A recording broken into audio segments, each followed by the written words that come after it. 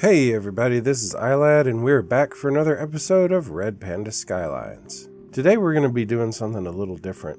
Instead of trying to redevelop like an entire town like I did in the last episode, I'm going to focus my attention today just on one little neighborhood. I'm going to tear out some stuff here and I'm going to replace it with a neighborhood development that's a little more in line with the campus style building that I've been trying to do for some services. I want to see how this works and how it looks as a zoned development or a zoned residential area, sort of contained within its own little campus.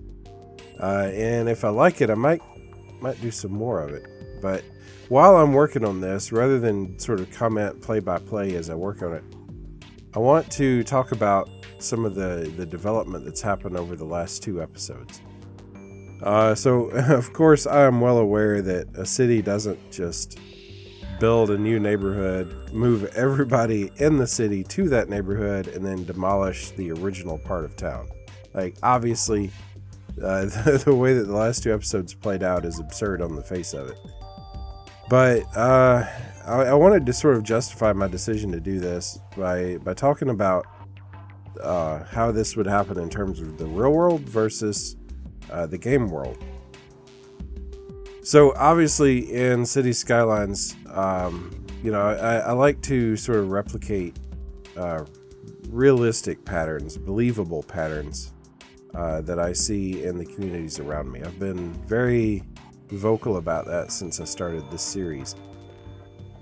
And so it probably seems kind of strange. It seems strange even to me that the last two episodes have played out the way that they did. Normally what you would see is if a residential area is going to get rezoned for more dense housing, if it's going to be upgraded from single family homes to the kind of apartments that we built throughout the last episode, that would take years, right? A house goes up on the market or a developer makes the homeowner an offer, and little by little they accumulate parcels of land. And then, they can come in and tear those down and redevelop them as apartments and so on. We could have done that. We could have done it like simulated parcel by parcel. But I chose not to do that because that would have taken forever.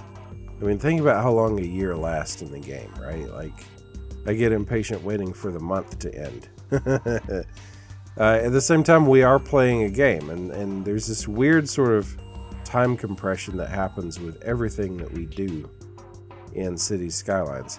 So go back 2 episodes, the neighborhood that I built 2 episodes ago would have taken so many years to develop to the extent that I built in, like, I guess probably a few weeks of game time. A school campus that I can build while paused is going to take probably 2 to 3 years of construction to build something the size that I built in the last episode. And population growth, people moving around and upgrading homes, like all of this happens in such a weirdly fluid time frame. I mean, if you look around at people driving down the highway, if they have to drive from one side of town to another, they may be on the road for days, right? So you got that weird kind of time stretching on the one hand. Time dilation maybe is the right word. I don't really know. And then on the other hand, you see I build a house and it upgrades 2 or 3 times within the first couple of weeks. So somebody's literally tearing down their house and reconstructing it or remodeling it a few times, over the first few months of its existence. And that's a weird sort of time compression kind of situation going on. And ultimately, it's just we're playing a game. And I hope it didn't bother anybody too much the way that the last 2 episodes played out. I'm not planning on doing that super often. It will happen again. In fact, it's going to happen in a similar way over the next 2 episodes after this one. But again, you know, we're taking a process that would take many years, and we're sort of ignoring it instead of letting it happen slowly until it's time to really make the change. So like if it helps any, just imagine that the last 2 episodes, instead of happening in a discrete moment of time, they had been gradually happening over the entire series from the very beginning when I first laid the groundwork. I guess if you need a headcanon for this. I don't really know if it makes that much difference to anybody. I guess just because I talk a lot about mimicking sort of natural development patterns, I felt like it needed a little justification in a way that I haven't really felt like I needed to do before. I don't know, but let me know down in the comments what you thought about it, if you care at all that I did what I did. Your opinion, good or bad, I'd love to hear it. And yeah, if it didn't bother you too much, maybe drive on down to the subscribe button if you haven't already, and I'd love to see you back for the next one. I'm going to let this neighborhood development continue to play out without commentary.